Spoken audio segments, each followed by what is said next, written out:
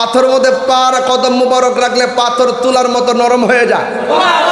আঙ্গুল দিয়ে ইশারা করলে আকাশের চাঁদ দুই ভাগ হয়ে যায়। বাঘের কাছে যদি বলা হয় বাঘ আমি নবীর কাছে যাব, বাঘের লেজ লড়াইতে লড়াইতে নবীর বাড়ির দিকে রাস্তা দেখাইয়া দেয়। এটি তো আমার নবী, সবসে আউলা ও আলা हमारा नबी, सबसे बाला व आला हमारा नबी, आसमानों ही पर सब नबी रह गए, अर्श आज़म पे पहुंचा हमारा नबी। जोरे करो सुभान अल्लाह, अल्लाहु अकबर।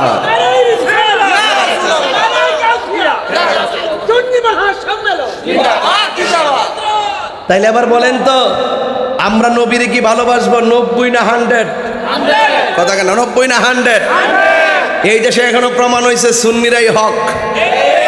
সুন্নিরাই কি হক? গত কয়েকদিন আগে নির্বাচনের আগে জান্নাতের টিকিট পেচ্ছে। এখন কি সেই অফার আছে? অফার শেষ। অফার অফার আবার আইব কোন সময়? নির্বাচন আইলে আবার আইব কোন সময়? কত বড় বাটপারি! High high high high high, এত বড় সিটিং! হ্যাঁ, সেদিন দেখছি সিগারেটের প্যাকেটের মধ্যে একটা প্যাকেট বানাইছে। এমনি নাম কি দিছে, কি জানি দিছে, দিয়া বাজারে বাজারে ব্যস্ত আছে। এটার ভিতরে আবার আরেকটা কাগজ দিছে। কাগজটা দেখছে ধূমপান মৃত্যু ঘটায়, ধূমপান হৃদরোগের কারণ। আচ্ছা, আপনি তো এটা ইচ্ছা করলে একটা সাধারণ লিফলেট দিয়েও তো দন যা, আপনি সিগারেটের প্যাকেটের মধ্যে রং ধরাইছেন, গেলে প্রতারণা করছেন, মানুষকে বুঝাইছেন এটা সিগারেটের প্যাকেট। ভিতরে তো ভালো কথাই লেখেন, মান গাছটা ফালাইছে মিন্না। রসুল বলছে যে প্রতারণা করে সে নবীর দলের অন্তর্ভুক্ত। এটা প্রতারণার নামান্তর। কথা কন ঠিক না বেটি? আপনি কি আর ডিজাইন আছেন না? সিগারেটের মতন ডিজাইন করতে হইব, কইরে মানুষ হাতে বিক্রি করতে হইব অনেক। আমি তো মনে হচ্ছে বেনসনের প্যাকেটটা বুঝি, ঠিক আছে কি না? পরে খুললা এটা দেখতে কাগজ দেখা আছে ধূমপান করবেন না, অনেক নিয়ম কানুন দিচ্ছে আর কি। এটা তো এমনি সতর্কতার জন্য বিক্রি করা যায়। লিফটের দন জানিও কত প্রকার যে লোক আছে এই দেশ। কথা শুনলে মনে হয় আল্লাহর ওলি। গ্রুপ আছে 4টা, কয়টা? একটা গ্রুপ আছে সাধু ভাষা কথা কয়, আর একটা গ্রুপ আছে চলিত ভাষা কথা কয়, আরেকটা আছে গাড়ি ঘোড়া ভাঙ্গে, আরেকটা আছে মানুষ মারে। ঘোড়ায় ঘোড়া 4টার রক কিন্তু এক জায়গা থই। কথা কন ঠিক না বেটে? এটা আমরা শিখাই না, সব আমরা বুঝি। এই জন্য বলছি আবু বকরের মতো হওয়া লাগবে। কাফের ডানে হতে পারে, কাফের বামে হতে পারে, কাফের সামনে হতে পারে, কাফের পিছনে হতে পারে, আর মরবো তো মরবো। সাহাবায়ে কেরাম যুদ্ধের ময়দানে জীবন দিয়েছেন কিন্তু ঈমান দেয় নাই। কারবালার ময়দানে ইমামে আলী মুকাম জীবন দিয়েছেন কিন্তু ঈমান দেয় নাই। দরিবাসানিয়ার মানুষ আমরা প্রয়োজনে জীবন দিব কিন্তু ঈমান দিব না।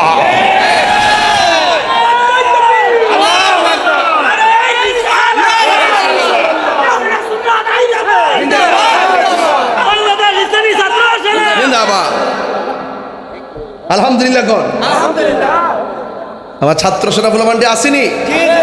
ছাত্র সেনা বলবান্ডে আসেনি ইনশাআল্লাহ। এটা হলো ইমানি ফৌজ। হুজুর কেবলা আলম বলছেন ছাত্র সেনা ये मेरी ইমানি ফৌজ है। যেরকম মারহাবা, আল্লাহ কবুল করুক, আমিন কোন। আমার যুবক ভাইয়েরা বলছিলাম আবু বকর মনে আছে? এখন বলেন আবু বকর মার খাইছে? খাইছে কিনা?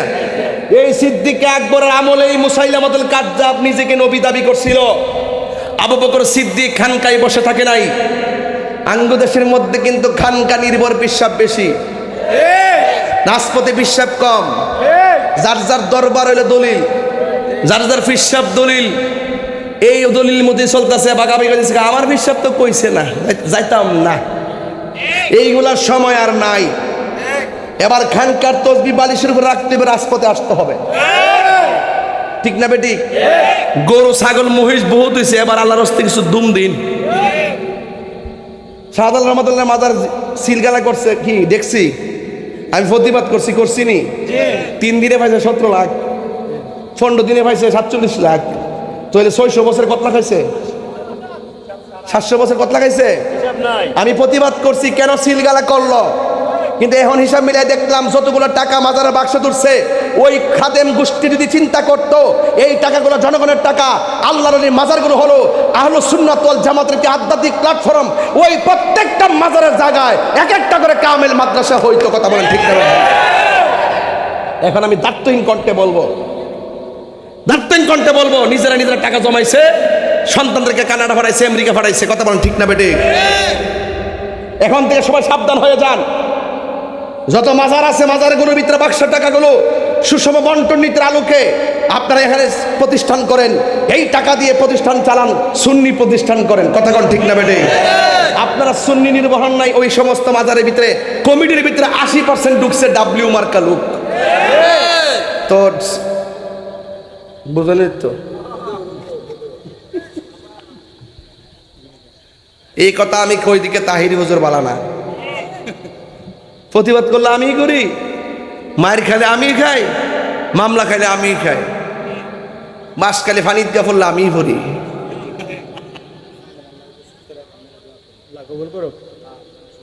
আর হেরা জায়গা আর্জেন্টিনা খেলা দেখতো, যদি একটা ফুলা উঠে ধরবেন এটারে, যেটা উঠবো যাতে মারা ধরবেন। আজকে সারাসারি নাই। কথা কোন ঠিক না বেটে? কথা একটাই, আজকে কোনো সারাসারি নাই, এটি সঠিক কথা। আজকে হইলে সবচেয়ে বড় জিহাদ। কথা কোন ঠিক কিনা? এই আর্জেন্টিনা তোর দেখছি কিন্তু গেঞ্জিরে লই সজ্জে দেখছি, আজকে সববিরি দেখছি, কি গো লড়ালড়ি নাই, সবাই আমার সাথে টান দিয়ে কন লা ইলাহা লা ইলাহা লা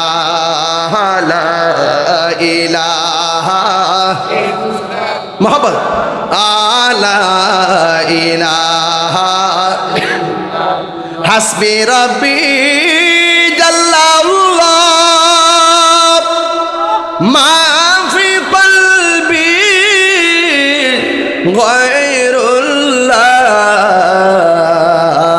নূর মুহাম্মদ সুবহান ইলাহা ইল্লাল্লাহ লা ইলাহা ইল্লাল্লাহ মাশাআল্লাহ লা ইলাহা এই আনতাল হাদি আনতাল হক লাইসাল হাদি ইল্লাল্লাহ লা ইলাহা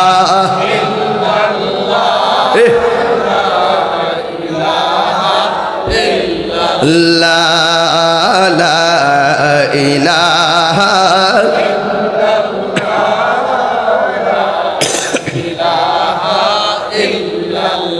গভীর মনোযোগ, আর বেশি লম্বা করব না।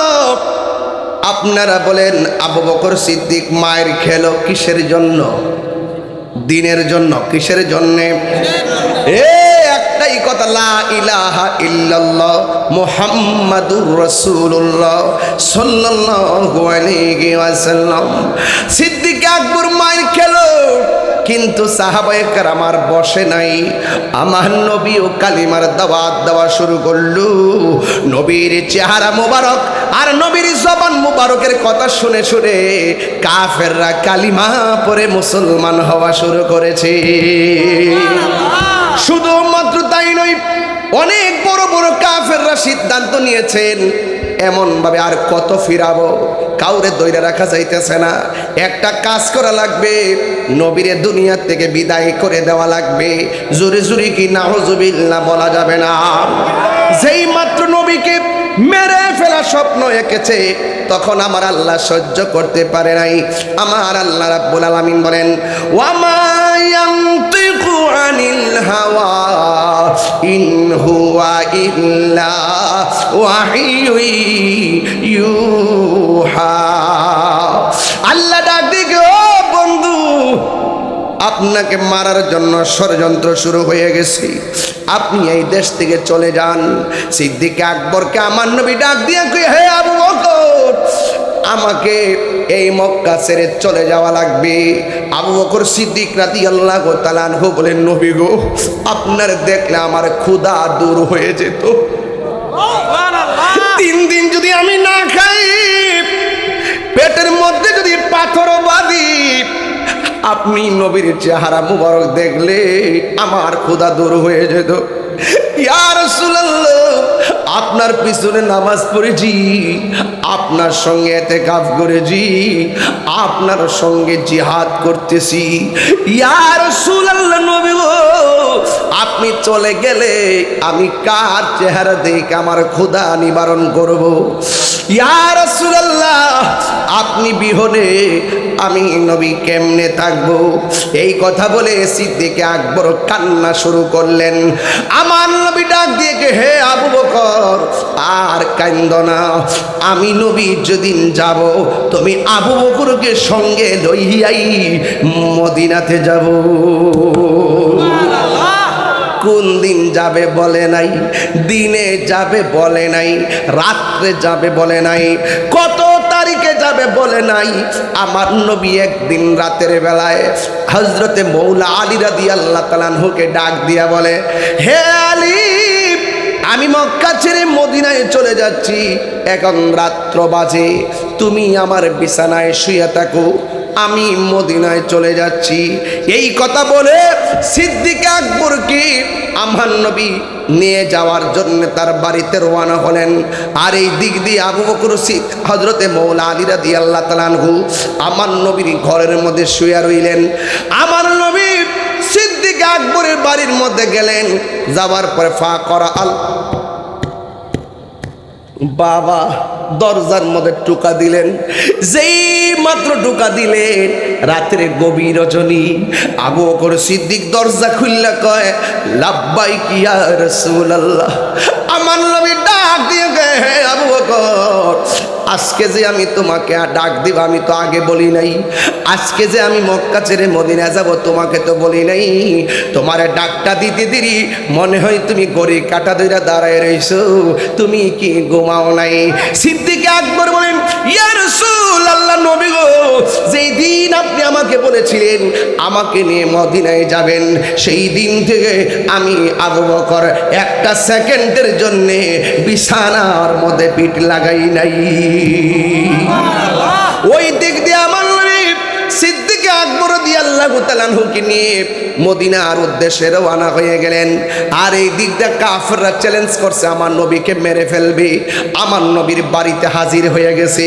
আমার নবী গায়েবের খবর দেনওয়ালা, কথা কোন ঠিক কিনা? আমার নবী যাওয়ার সময় বলছেন, আবু বকর, আলী, তুমি আমার বিছানায় শুয়ে থাকো, আমি আবু বকরকে সাথে করে মদিনায় চলে যাচ্ছি, তবে আমি তোমাকে বলে দিয়ে যাই, তোমার সঙ্গে আমার মদিনায় দেখা হবে। সুবহানাল্লাহ, কথা কি লেগে? তোমার সঙ্গে আমার মদিনায় দেখা হবে। এই কথা বলে আমার নবী চলে গেলেন। এই দিক দিয়ে কাফেররা আমার নবীর খেজুর নির্মিত দরজা ফাঁক কইরা ভিতরে যাইয়া ঢুকলেন। ঢুকার পরে যাইয়া দেখে একটা লোকে চাদরটা মুখের মধ্যে দিয়া এমন ভাবে ঘুমাইতাছে। ওই কাফের তলোয়ারের মাথা দিয়া নাকের ডগা থেকে কাপড়টা সরাইলেন, সরাইয়া দেখতেছেন হযরতে আলী রাদিয়াল্লাহু তাআলা আনহু ঘুমায় রইছে। ডাক দেওয়ার পরে, হে আলী, এই ঘরের মধ্যে নবী ছিল, নবী কোথায়? আইনাল মুহাম্মদ, মুহাম্মদ সাল্লাল্লাহু আলাইহি সাল্লাম কোথায়? ডাক দিয়ে বলে, নবী কোথায়? হযরতে মৌলা আলী তো মিথ্যা বলতে পারে না, তিনি বলেন দরজা দিয়ে বের হয়ে সামনে চলে গেছে। এই কথা বলার পরে সিদ্দিক হযরতে মৌলা আলীর ঘর থেকে, আমার নবীর ঘর থেকে কাফেররা বেরিয়ে চলে গেল। এখন দড়ি বাসানিয়া দিকে মৌলা আলী রাদিয়াল্লাহু তাআলা আনহু হায়দারে কাররার, মুশকিল কুশব, শেরে খুদা মৌলা আলী রাদিয়াল্লাহু তাআলা আনহুকে একটা প্রশ্ন করেন, আপনি করেন, হে আলী, আলী গো, ও আলী, আলী, আপনি নবীর ঘরের ভিতরে, নবী দায়িত্ব দিয়া গেছে থাকার জন্যে, আপনি তো জানেন ঘরে নবী থাকে, কাফেররা নবীরে খুঁজতেছে, আপনি তো মুখটা খুললা ঘুমায়া থাকার কথা, আপনি মুখটা ডাইকা কেন ঘুমাইছেন? নবী মনে কইরা যদি আপনাকে মেরে ফেলতো আপনি কি করতেন? একটা বারও কি আপনি ভাবলেন না? কয় আমি ভাবছি, এরপর আমি মুখে কাপড় দিছি। কয় মরণের ভয় কি করেন নাই? কয় প্রশ্নই আসে না। আমি কেন মুখে কাপড় দিছি জানোনি? আমার দৃঢ় বিশ্বাস কাফেররা আমাকে মারতে পারবে না, কারণ আমার নবী যাওয়ার সময় বলে গেছে, আলী রে আমার বিছানায় ঘুমায়া থাকো, তোমার সঙ্গে আমার দেখা হবে সোনার মদিনা। তিনবার করি ইয়া রাসূলুল্লাহ, আল্লাহু আকবার।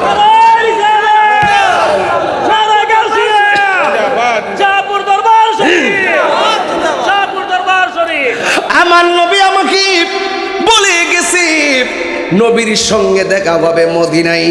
আমার বিশ্বাস, আমার ঈমান হলো নবীর সঙ্গে দেখা হওয়ার আগ পর্যন্ত পৃথিবীর কেউ আমাকে মারতে পারবে না। বন্ধু, আমি বলছিলাম দুইটা কন্ডিশন, একটা হলো ঈমান আর একটা হলো আমল। ঈমান হতে গেলে আবু বকর মতো ঈমান হওয়া লাগবে, আর ঈমান হতে গেলে মৌলা আলীর মতো ঈমান লাগবে। এমন ঈমান আমরা চাই কি চাই না?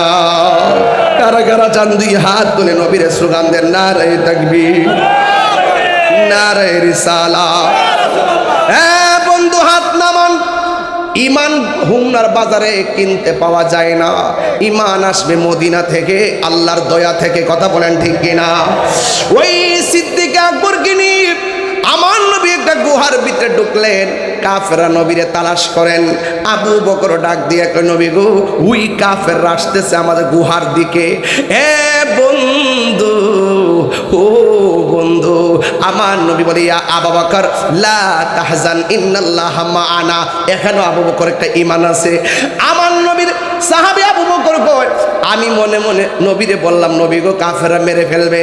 আমার নবী ইন্নাল্লাহা মাই বলে নাই, বলছে ইন্নাল্লাহা মাআনা, আমার সঙ্গে আল্লাহ আছে। এই কথা বলে নাই, বলছে আমাদের সঙ্গে আল্লাহ আছে। এই কথার দ্বারা আমি আবু বকর নিশ্চিত হয়ে গেলাম নবীরও কিছু হবে না, আমারও কিছু হবে না। জোরে জোরে কি আল্লাহু আকবার বলা যাবে না?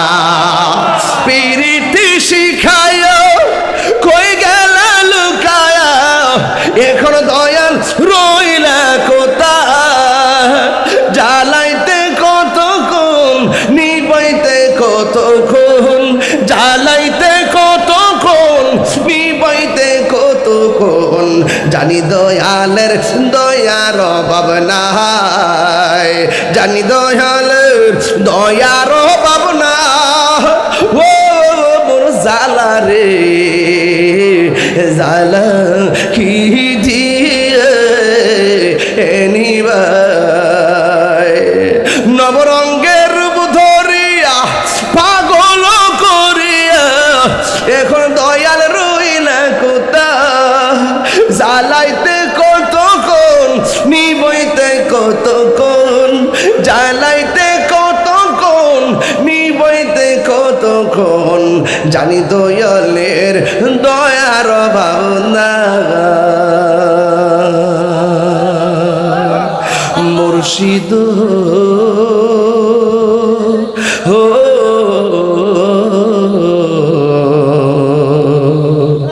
ও মুর্শিদ। বাবা গো বাবা, বাবা গো বাবা, বাবা তুমি কেমন আছো? ছোট্ট মাটির ঘরে তোমার কথারি দই মাঝে পড়ছে বারে বারে। বাবা গো বাবা, বাবা গো বাবা। আরে চিন্তা করিস না, একটা মানুষের দোয়া কবুল হলে মরহুম গোলাম মওলা মোল্লার কবর জান্নাত হয়ে যাবে। কত আদর কত স্নেহ তোমার কাছে পেলাম, সব কিছু হারিয়ে আজকে নিঃস্ব হয়ে গেলাম। কত আদরে কত স্নেহ তোমার কাছে পেলাম, সব কিছু হারিয়ে আজকে নিঃস্ব হয়ে গেলাম। ভালোবাসি তোমায় বাবা, বুকটা যে যাইছি রে, ভালোবাসি তোমায় বাবা, বুকটা যে যাইছি রে। তোমার কোতারি দই মাঝে পড়ছে বারে বারে, বাবা গো বাবা, বাবা গো